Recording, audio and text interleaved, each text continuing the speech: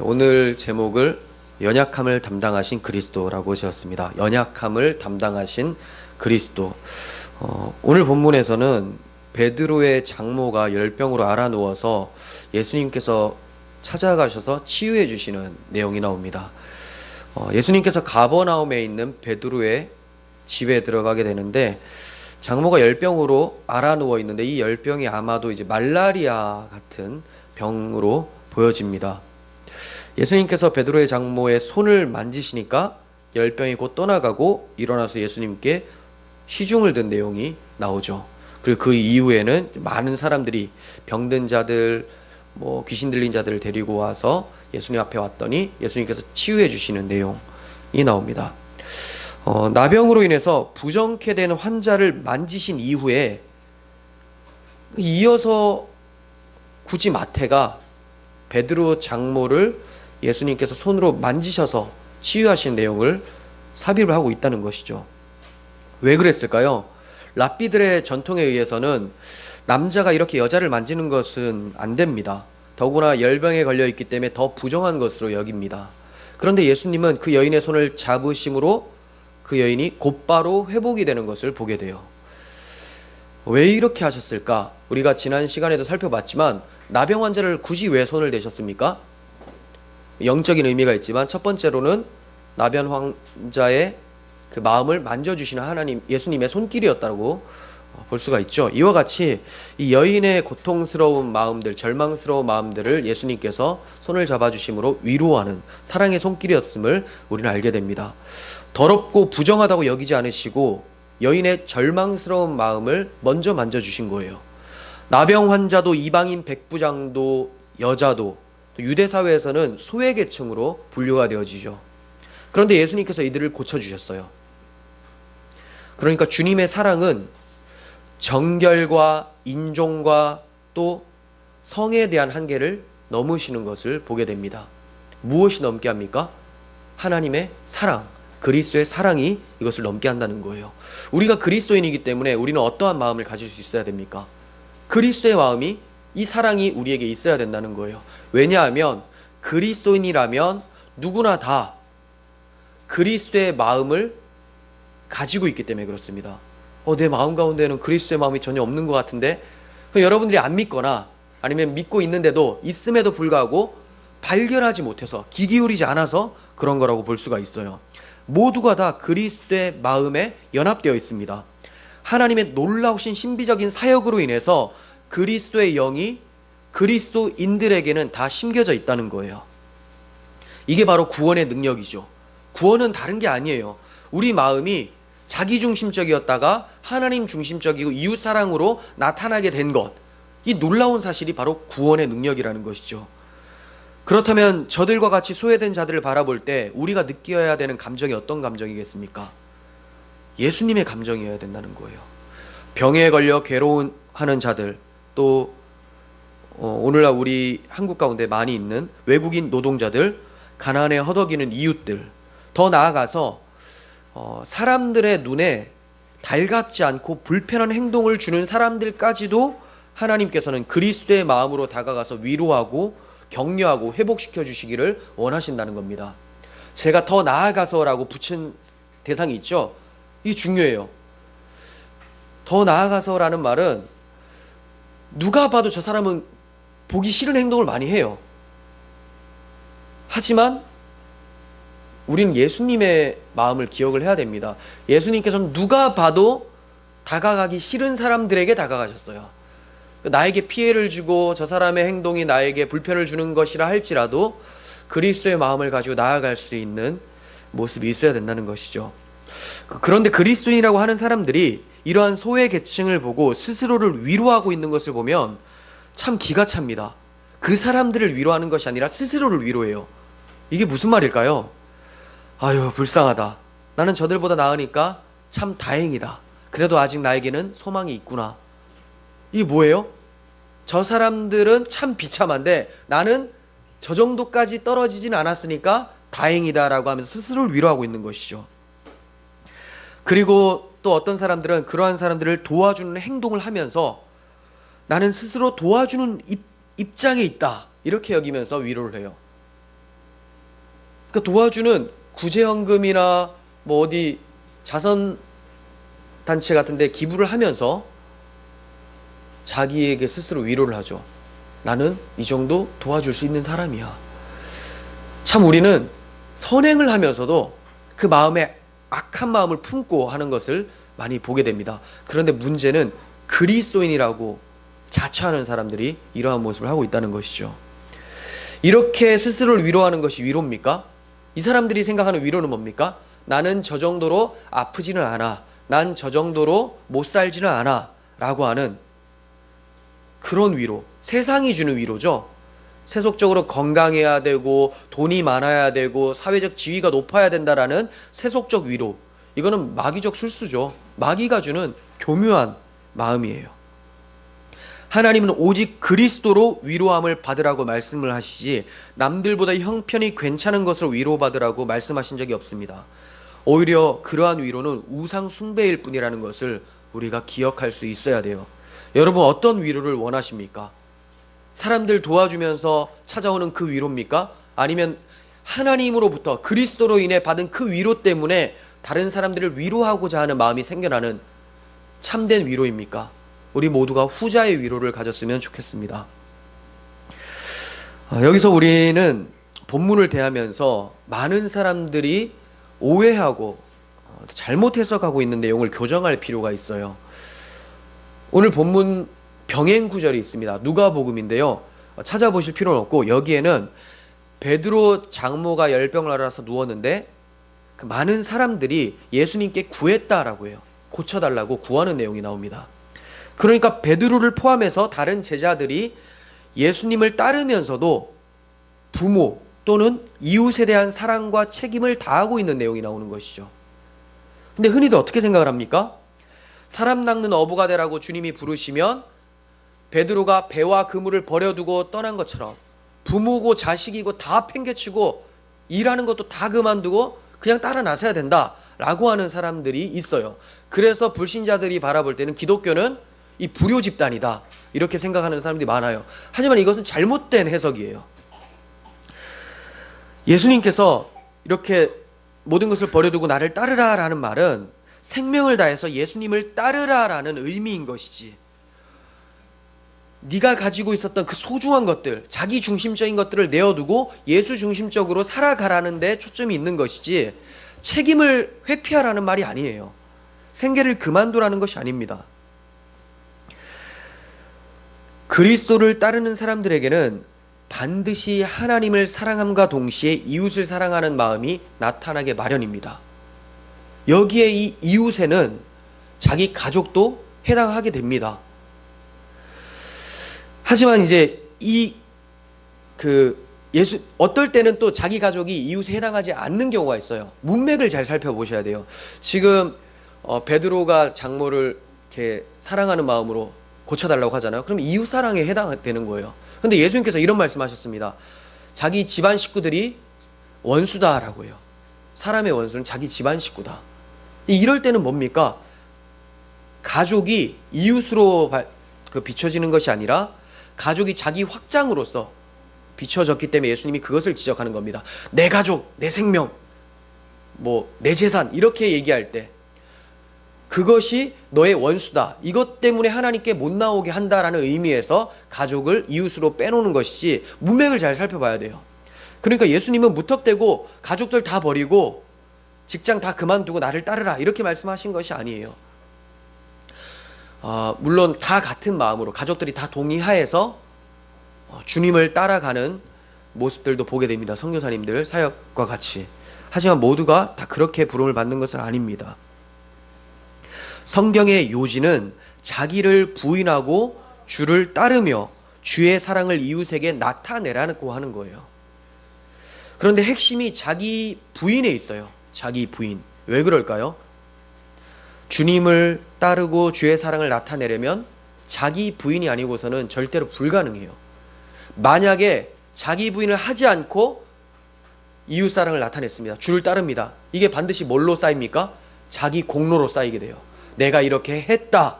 나는 모든 것을 다 버리고 주님을 따랐습니다. 제자들이 이런 얘기를 합니다. 나중에 그런 소리를 해요. 내가 다 버리고 주를 따랐습니다. 근데 자기 부인으로 나아간 사람은 어떻게 됩니까? 자기를 부인했기 때문에 자기 안에 계신 예수께서 이제 행하시는 거죠. 예수께서 하나님의 뜻이 무엇인지를 알게 하시고 예수님께서 그리스도의 사랑으로, 자기 사랑으로 이웃들을 사랑하게 하십니다. 그러니까 우리가 자기 부인을 하지 않고서는 절대로 주님의 뜻을 따라갈 수가 없어요. 오히려 따라가다가 하나님 앞에 진노를 쌓게 되죠. 왜? 내 행위를 내놓으면서 하나님, 나 이 정도 멋있는 사람입니다. 나 이 정도로 율법을 잘 지키는 사람입니다. 이런 소리를 하게 되니까 이 말은 그리스도의 행위를 의지하지 않았다는 증거입니다. 우리는 예수님께서 베드로의 장모의 손을 만진 것만으로도 그녀가 일어나서 예수님께 수종들었다라는 것을 보게 됩니다. 그럼 이건 뭐예요? 수종들 만큼 완전히 나았다는 것이죠. 예수님께서는 어설프게 하지 않으세요. 완전히 낫게 하세요. 근데 여기서 우리가 주의 깊게 생각해야 될 말씀은 수종들었다라는 말씀인데요. 이 단어가 디아코네오라는 단어예요. 직접적인 의미는 예수님께 여인이 식사를 대접했다라는 거예요. 식사를 대접했다. 하지만 마태는 이것보다 더 발전해서 해석하기를 원합니다. 어떻게 원하냐면 식사 준비를 넘어서 자신이 치유받은 것에 대한 즉각적 감사로서 식사를 대접한 거예요. 그냥 예수님 배고프실까봐 이 정도가 아니라 자기가 치유받은 것에 대한 감격함으로 식사를 대접하는 거예요. 우리가 생각해야 될 점은 그리스도인이 주께 행하는 행동의 동기가 무엇인가를 얻기 위해서가 아니라는 거예요. 무언가를 얻기 위해서. 지금 베드로 장모가 뭘 얻기 위해서 식사를 대접합니까? 예수님 인기가 참 많았어요. 예수님께 잘하면 뭔가 혜택을 받을 거라고 많은 사람들이 생각을 하고 있습니다. 그런데 베드로 장모는 그렇지가 않아요. 뭐 때문에 했습니까? 받은 은혜 때문에, 고쳐진 것에 대한 감사함으로. 더 이상 뭐 안 받아도 돼요. 그분이 지금 나를 고쳐주셨고 나와 함께 계신다는 그 사실로 인해서 식사를 베풀었다는 겁니다. 기독교인들은 이러한 자세로 주를 섬겨야 되는 거예요. 오히려 얻은 것을 기억하면서 감사의 마음으로 행한다는 것이죠. 얼마나 많은 사람들이 자신의 행위로 하나님의 마음을 사려고 합니까? 하지만 이것은 다 헛수고예요. 불완전한 인간이 어떻게 완전하신 하나님께 만족을 드릴 수 있겠습니까? 상태가 불완전한데 완전하신 하나님께 어떻게 더 채울 수가 있겠습니까? 하나님은 그 자체로 충만, 만족, 완전하신 분이세요. 이 하나님께 어울리는 행위는 하나님 자신의 행위밖에 없어요. 여러분들은 그 은혜로 인하여 믿음으로 말미암아 구원을 받았습니다. 행위로 받은 것이 아닙니다. 그러면 구원받은 이유는 뭐 달라집니까? 구원받은 이후에는 뭔가 잘 섬겨야지만 더 큰 은혜를 받는가? 그렇지가 않아요. 똑같습니다. 은혜로 인한 믿음만이 하나님을 만족스럽게 하는 거예요.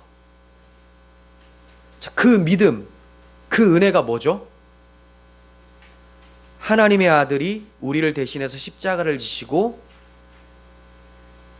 죽으시고 다시 살아나셨다라는 믿음, 그 은혜, 그리고 지금 그분이 우리 안에서 살아 숨쉬고 계신다라는 이 믿음, 이 믿음을 가질 때에 하나님 앞에 하나님의 마음을 만족시킬 수가 있는 거예요. 계속해서 처음에 우리가 시작을 할 때는 은혜로 시작을 했는데 이후에는 뭔가 하나님께 해드려야지만 하나님을 기쁘시게 한다는 사고가 계속 찾아옵니다. 왜 그렇습니까? 세상 전체가 다 이 사고를 가지고 있기 때문에 그래요. 뭔가를 하면 나에게 보상을 받을 것이다. 어렸을 때부터 그렇게 교육을 받죠. 그래서 제가 카카오톡에 잠깐 올려드린 글이 있었죠. 아이들 양육할 때 어떻게 해야 되는지.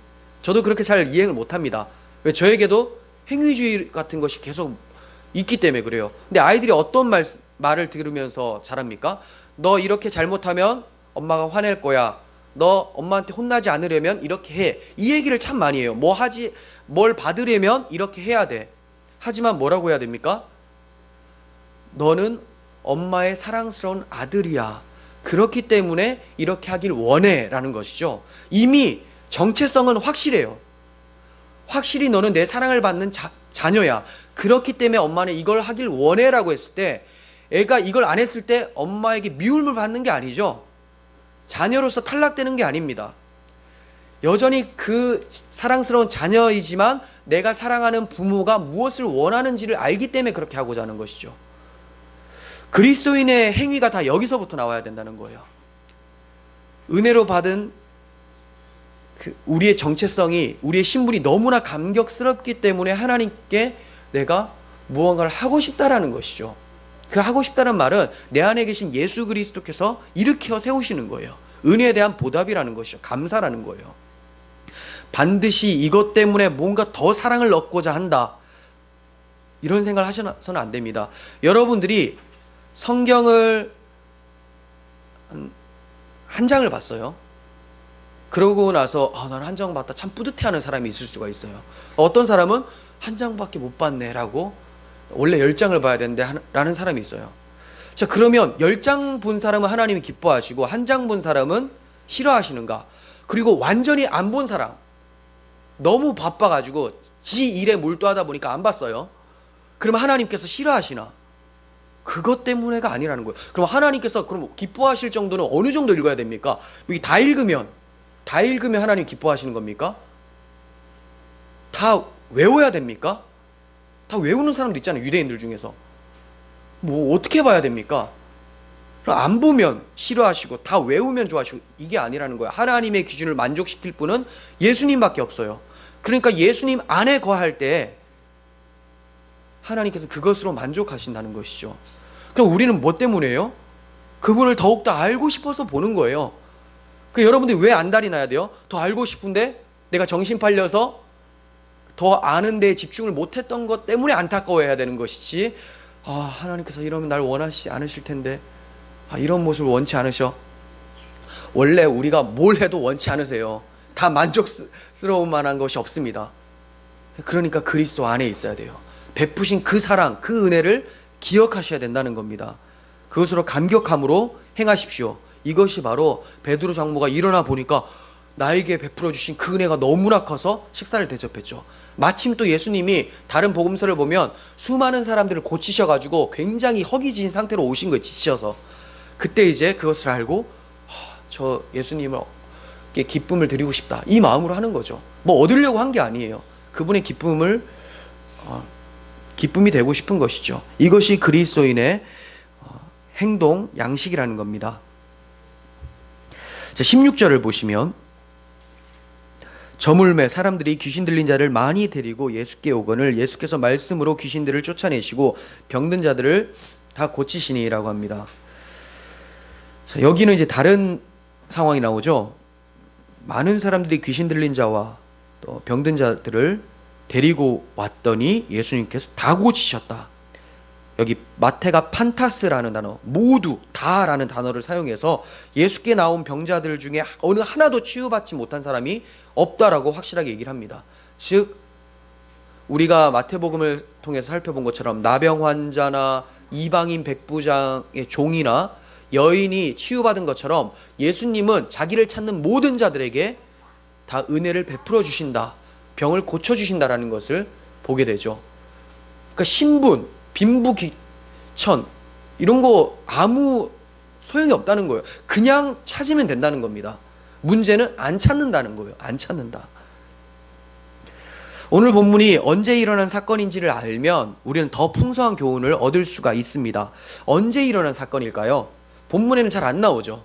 그래서 병행 구절인 마가복음과 누가복음을 보면 이 날이 안식일이었다라는 것을 알게 됩니다. 안식일.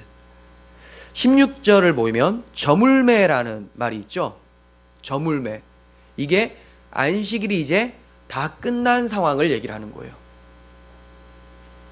안식일은 언제부터 언제까지입니까? 금요일 해질 때부터 해서 그 다음날 토요일 해질 때까지가 안식일입니다. 그 저물매라는 말은 안식일이 이제 다 지났을 때, 그래서 마가복음에서는 저물어 해가 질 때라고 더 구체적으로 설명을 해요. 해가 질 때, 즉 안식일이 이제 끝난 시점이다.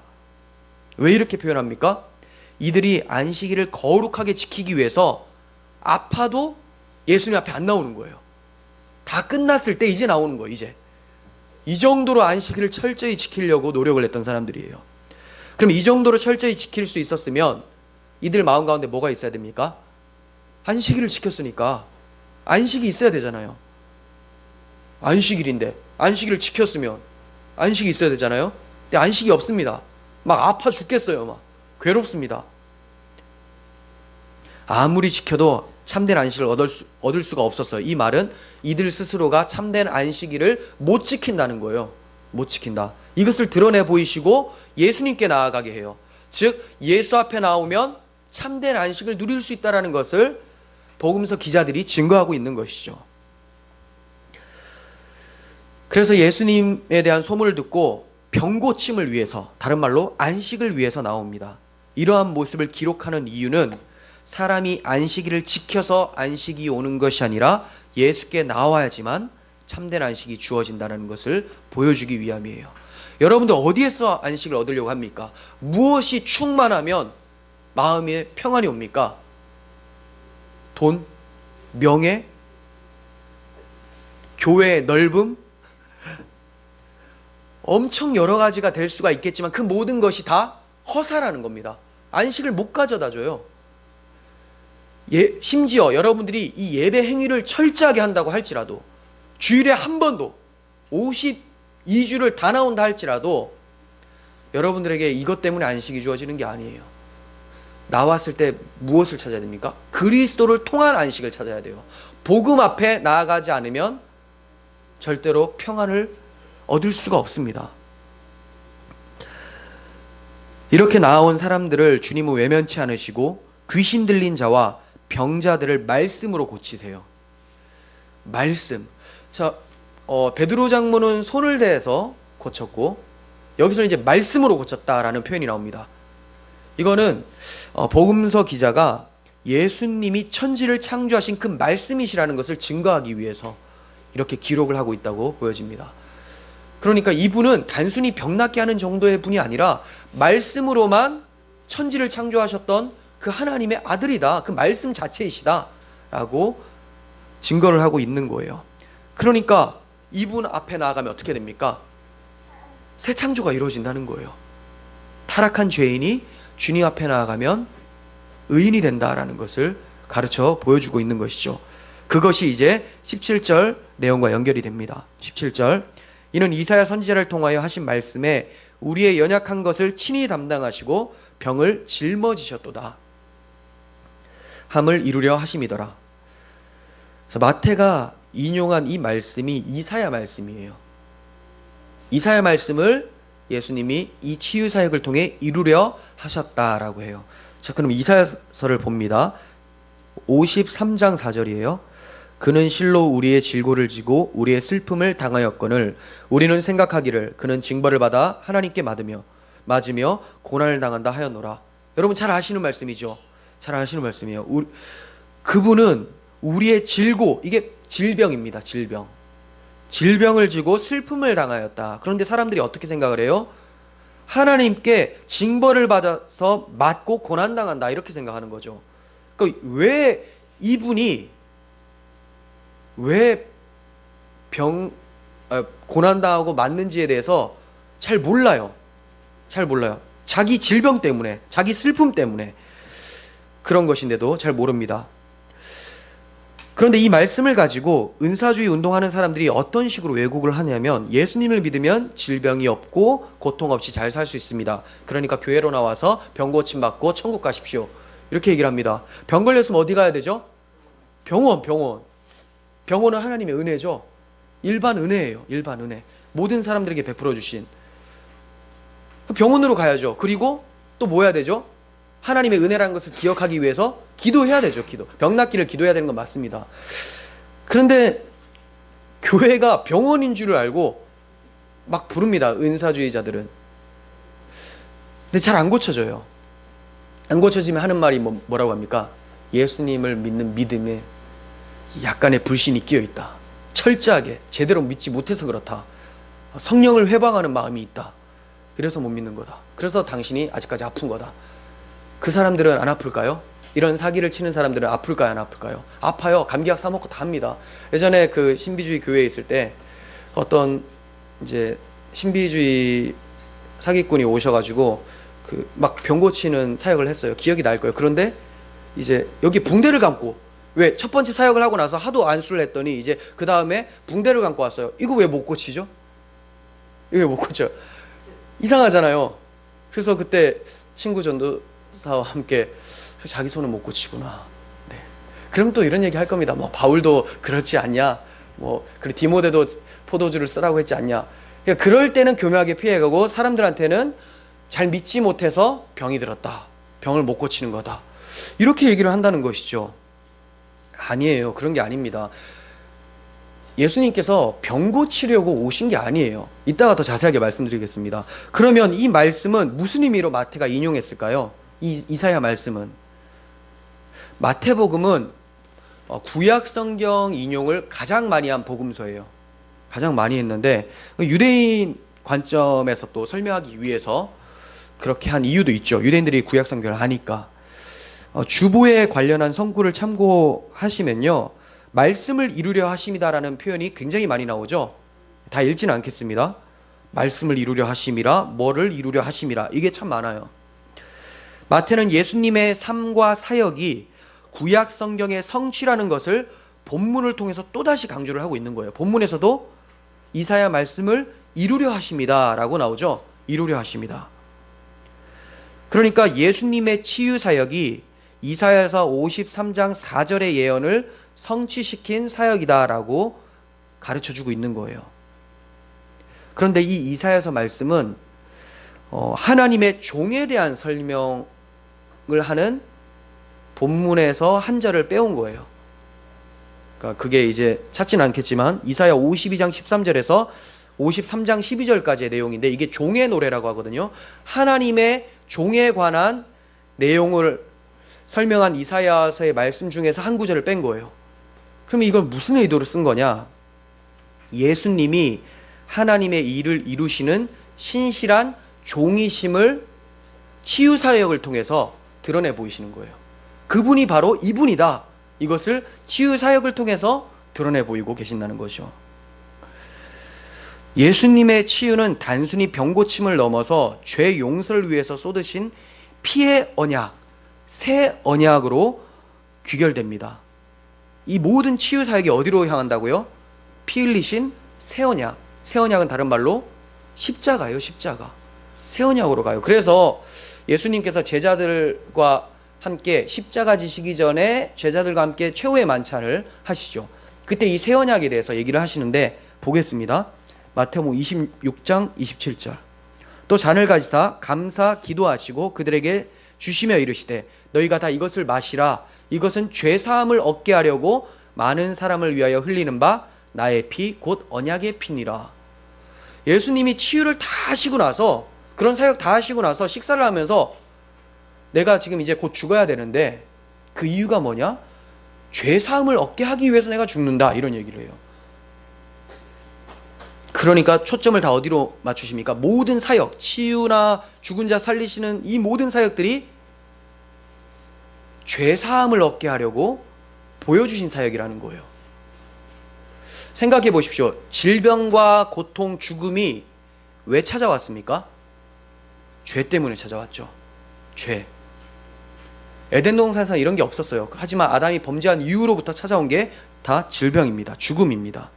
죄로 인한 결과기 때문에 예수님은 모든 질병과 죽음으로부터 자유케 해주시려고 죄 문제를 해결하시는 거예요.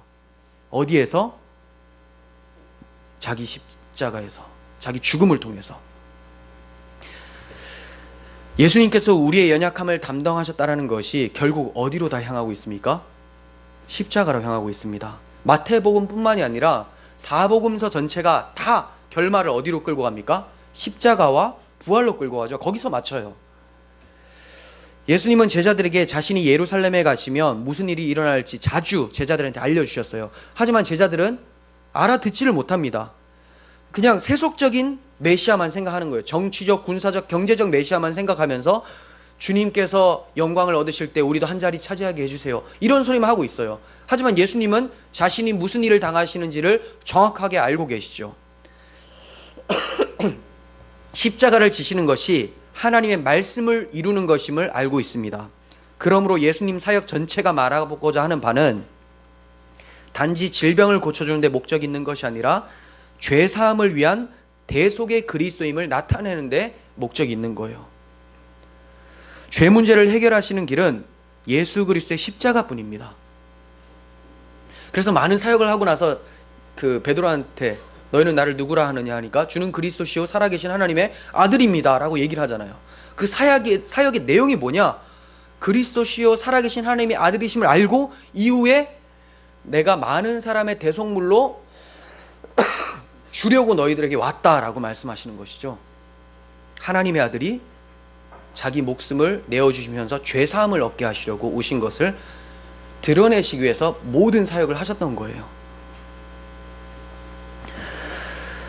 이렇게 예수님은 우리의 질병뿐만이 아니라 질병의 근원인 죄를 짊어지려고 오셨어요. 그런데 17절에 짊어지셨다라는 단어가 있죠. 이게 이제 에바스타센이라고 하는데, 에바스타센 단어인데 짊어지셨다라는 의미뿐만이 아니라 제거하셨다라는 의미까지 있어요. 그러니까 짊어지셨는데 아직 남아있는 게 아니라 아예 싹 지워버렸다, 제거하셨다, 이런 뜻이에요. 예수님께서는 질병에 걸리고 귀신에 사로잡힌 인간의 모든 연약함을 안타깝게 여기시고 이 병을 짊어지시고 제거하셨죠. 죄의 용서함을 나타내는 이러한 질병의 제거와 육체의 평안함은 무엇을 설명하기 위한 거냐면 메시아 시대가 이제 도래한다라는 것을 가리켜 보이기 위함이에요. 이 말씀 이해하시겠습니까? 질병이 치유돼서 마음의 평안함이 오고 안식을 누리는 것을 왜 보여주시냐면 이제 곧 이것들이 없는, 질병이 없고 눈물이 없는, 고통이 없는 그곳, 새하늘과 새 땅이 이르게 될 것이라는 것을 설명하기 위해서 한시적으로 예수님의 사역 가운데 보여주신 거라는 거예요. 그래서 메시아 시대의 도래에 대해서 이사야 35장이 설명하고 있습니다. 5절 봅니다. 그때 맹인의 눈이 밝을 것이고 못 듣는 사람의 귀가 열릴 것이며 그때 저는 자는 사슴같이 뛸 것이며 말 못하는 자의 혀는 노래하리니 이는 광야에서 물이 솟겠고 사막에서 시내가 흐를 것이다 라고 예언을 합니다. 이게 예수님이 오셔서 이대로 다 하시죠. 맹인의 눈을 뜨게 하고 못 듣는 사람의 귀가 열리게 하고 걷지 못하는 사람들은 뛰게 하시고 말 못하는 사람들은 노래하게 하십니다. 그러니까 다 고쳐버리세요. 이것은 앞으로 예수님을 통해 오실 하나님 나라가 어떠한 모습인지를 보여주시는 것으로 치유사역이 진행됐다는 거예요. 자, 그렇다면 이제 사람들이 묻습니다. 예수님이 모든 질병을 치유해 주시는 겁니까? 이렇게 질문한다면 여러분 어떻게 대답하시겠습니까? 잘 대답하셔야 돼요. 예수님이 모든 질병을 치유해 주시는 분이십니까?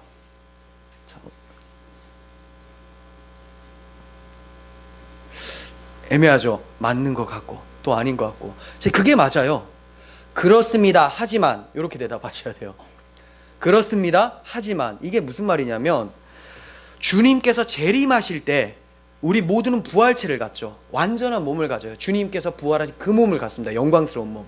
병이 없습니다. 슬픔이 없습니다. 고통이 없어요. 하지만 지금은 아니에요. 예수님께서는 단 한 번도 지금 반드시 다 낫게 하겠다라는 약속을 해주신 적이 없습니다. 지금 병 나음은 종말의 부활체를 예표하는 것일 뿐이지 지금 병난 것이 복음이 아니에요. 오히려 지금 우리들에게 병이 있는 것이 우리 영혼의 유익입니다. 지금 우리에게 병이 완전히 사라지잖아요. 그러면 우리가 느끼는 감사는 금세 사라지게 되고 완성된 하나님 나라의 소망을 잃어버리게 돼요. 왜 그렇습니까? 지금 살고 있는 땅도 굉장히 마음에 들거든요. 지금 입고 있는 내 몸도 병도 안 걸리고 참 괜찮거든요. 그러니까 하나님 나라를 소망하지 않아요. 그냥 이 세상에 속해 살면서 세속적으로 살기를 원하게 됩니다. 그래서 우리의 영혼의 유익을 위해서라도 하나님께서는 가끔, 아니 너무나 자주도 우리에게 병을 허락하실 때도 있고 병뿐만이 아니라 고난을 허락하실 때도 있고 대적들을 허락하실 때도 있다는 거예요. 고쳐주실 수도 있습니다. 하지만 그렇지 않으실 때도 많죠. 이게 우리 유익을 위해서란 거예요.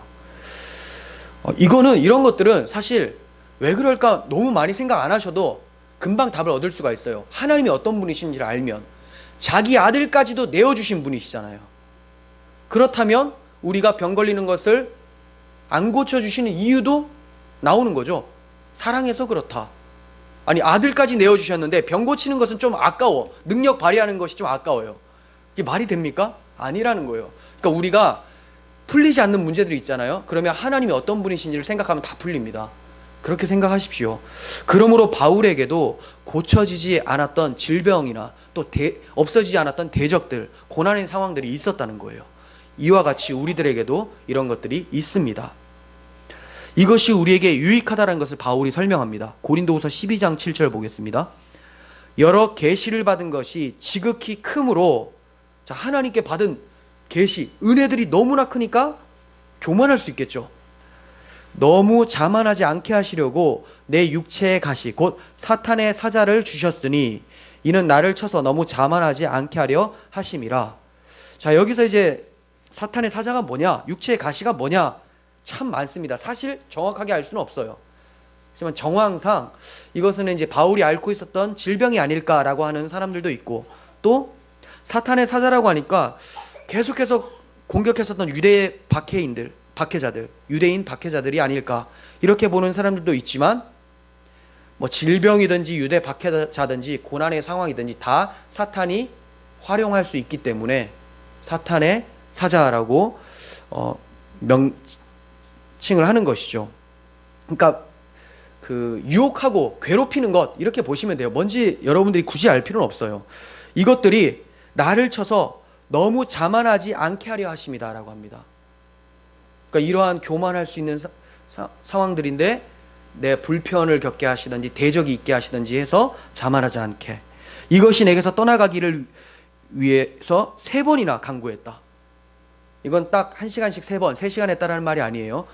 3차례 아주 길게 기도를 했는데, 나에게 이르시기를 내 은혜가 너에게 족하다. 이는 내 능력이 약한 데서 온전하여 짐이라 하신지라. 그러므로 도리어 크게 기뻐함으로 나의 여러 약한 것들에 대하여 자랑하리니 이는 그리스도의 능력이 내게 머물게 하려 함이라. 그러므로 내가 그리스도를 위하여 약한 것들과 능력과 궁핍과 박해와 공고를 기뻐하노니 이는 내가 약한 그때의 강함이기 때문이다. 이렇게 설명하죠. 처음에는 자신의 고통을 없애달라고 하나님께 기도했어요. 하지만 하나님께서 기도 중에 무슨 마음을 주십니까? 네가 약한 그때 내가 강함이다 라고 해요. 그랬더니 바울이 이것을 이해하고 나서, 아, 차라리 이 육체의 가시, 사탄의 사자가 없어짐과 함께 하나님의 강함이 사라질 바에는 이거 두십시오. 그러면서 하나님의 강함이 나에게 있었으면 족합니다 라고 얘기하는 거예요. 이런 거 가시 있어도 됩니다. 하나님의 강함이 나에게 머물기만 한다면. 근데 이거 없어지면 어떻게 됩니까? 하나님의 강함도 사라질까 두려워하는 거죠. 우리가 약한 데서 하나님의 능력이 온전하여진다고 합니다. 그렇기 때문에 더욱 주님을 바라볼 수밖에 없게 되는 것이죠. 많은 사람들이 자신의 강함을 위해서 노력을 하고 자신의 강함을 자랑을 해요. 하지만 바울은 희한하게도 약함을 자랑합니다. 왜? 그럴 때 하나님의 강함이 자신의 삶 속에서 나타나니까. 여러분들에게 질병이 있거나 여러분들의 고난의 상황들, 대적자들이 있을 수 있어요. 하지만 이러한 모든 것들은 여러분들의 삶 속에서 하나님의 강함, 하나님의 능력이 온전하게 나타나기를 원하시기 때문에 우리에게 주시는 은혜의 방편이라는 것을 아셔야 된다는 거예요. 그렇다면 치유의 목적을 두지 않겠죠. 예수님의 사역을 보면서 나 좀 고쳐주세요, 여기에 혈안이 되지 않겠죠. 우리가 고쳐달라고 기도할 수 있습니다. 하지만 안 고쳐주셔도 우리의 영혼이 결국은 어떻게 될지, 우리의 육체가 결국은 어떻게 될지를 우리는 잘 압니다. 온전히 나음을 입은 그리스도의 몸과 같이 부활체로서 영원히 하나님 나라에 살게 된다는 자명한 사실을 알고 있기 때문에 지금 좀 아파도 걸어갈 수 있어요.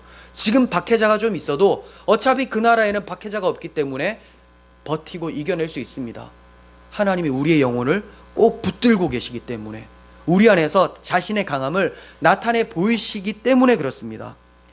예수님 당시에 단지 병이나 고치려고, 떡이나 배불리 먹으려고, 세상의 영광을 추구하기 위해서 예수님을 따라갔던 사람들은 모두가 다 예수님을 떠나버렸어요.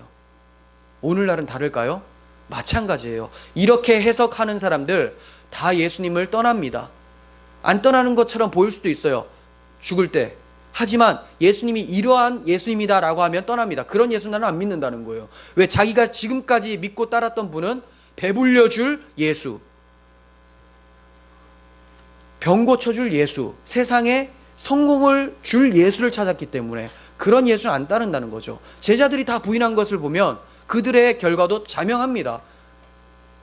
누가 얘기해 주는 사람이 없어서 부인하지 않고 따랐을, 그냥 죽을 맞이할 뿐이지, 결국 그들이 끝까지 붙잡고 간 예수는 성경이 말하는 하나님의 아들이 아니라는 거예요. 그러므로 우리가 성경을 볼 때 예수님을 병 고쳐주시는 예수님으로만 해석해서는 안 돼요. 이 병 고쳐주심을 통해서 무엇을 말씀하려고 하시는지를 볼 수가 있어야 됩니다. 악하고 음란한 세대는 계속해서 표적을 구합니다. 예수님께서 뭐라고 하십니까? 내가 너희에게 보여줄 표적은 요나의 표적밖에 없다. 요나의 표적이 뭐죠? 물고기 뱃속에 3일 동안 들어갔다가 살아서 나온 사건이죠. 즉 예수님의 십자가 부활 밖에는 표적이 없다. 너희 내가 산 거 다 봤지 않냐 이거예요. 내가 산 거 500여 명의 사람들이 봤어요. 예수님이 사신 것을 그 많은 사람들이 봤음에도 불구하고 또다시 표적을 구하는 것이죠. 그럼 어떤 사람들이 되는 거예요? 악하고 음란한 세대가 되는 거예요. 여러분, 그런 걸 표적으로 삼지 마십시오. 예수님께서 십자가에 죽으시고 부활하신 것이 여러분들에게 주시는 사인, 표적이라고 보시면 됩니다. 그거 믿고 나가시길 바랍니다. 요나의 표적, 십자가의 부활이 모든 표적들의 결론이 됩니다. 그러므로 이것이 여러분들의 삶의 결론이 되게 하셔야 돼요. 십자가 부활, 복음이 우리 답이 돼야 돼요. 여러분들 왜 삽니까? 물어본다면 십자가의 복음이 결론입니다. 여러분들 무엇 때문에 이것을 추구합니까? 십자가 부활 때문입니다. 이렇게 결론이 나야 되지, 병 고치려고 해요, 나 잘 살려고 해요, 이렇게 나면 안 돼요. 왜 십자가 복음이 결론입니까? 십자가에서 예수님이 하나님의 말씀을 결론 지었기 때문에 그래요. 다 이루었다. 뭘 다 이뤘습니까? 예언을 다 이룬 거예요. 하나님의 약속을 다 이루신 거예요. 마태복음 5장 18절에서 진실로 너희에게 이르노니 천지가 없어지기 전에는 율법의 1.1획도 결코 없어지지 아니하고 다 이루리라. 이 이루신 장소가 바로 십자가라는 것입니다. 정리하겠습니다. 예수님께서는 단지 우리 질병뿐만이 아니라 우리의 허물과 죄를 위해서 대신 고난을 받으셨어요. 이제 이 십자가를 믿는 사람들은 우리 자신의 삶에 어떤 질병과 고난과 심지어 죽음이 찾아와도 넉넉히 이기면서 걸어갈 수가 있습니다. 두려워하지 않습니다. 자신에게 이루어질 결말을 알고 있기 때문입니다. 부활하신 우리 주님과 함께 하나님 나라에서 건강한 모습으로 왕노릇하며 영원히 안식을 누릴 것을 알기 때문입니다.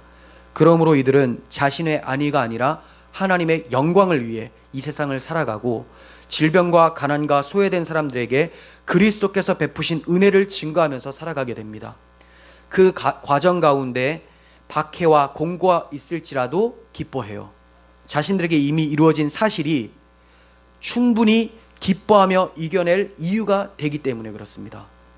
우리 모두가 이러한 이유를 가진 자가 되기를 소원합니다. 기도하겠습니다. 놀라우신 하나님의 권능을 찬양합니다. 그 권능이 십자가에서 나타났음을 찬양합니다. 하나님, 모든 예수님의 사역들이 십자가와 부활로 결론 짓는다는 것을 다시 한번 깨닫고 우리의 삶이 그 십자가와 부활 안에서 안식을 누릴 수 있도록 도와주시고, 아직까지 소외된 자들 가운데에, 하나님을 알지 못하는 자들 가운데에 물질로서 그리고 복음으로서 삶으로서 그리스도의 참된 안식을 보여줄 수 있도록 누리게 할 수 있는 복음의 통로가 되게 도와주시옵소서. 우리를 구원하셔서 마지막 날 하나님 품에 안기게 하실 하나님의 은혜를 감사드리며 예수님의 이름으로 기도합니다. 아멘.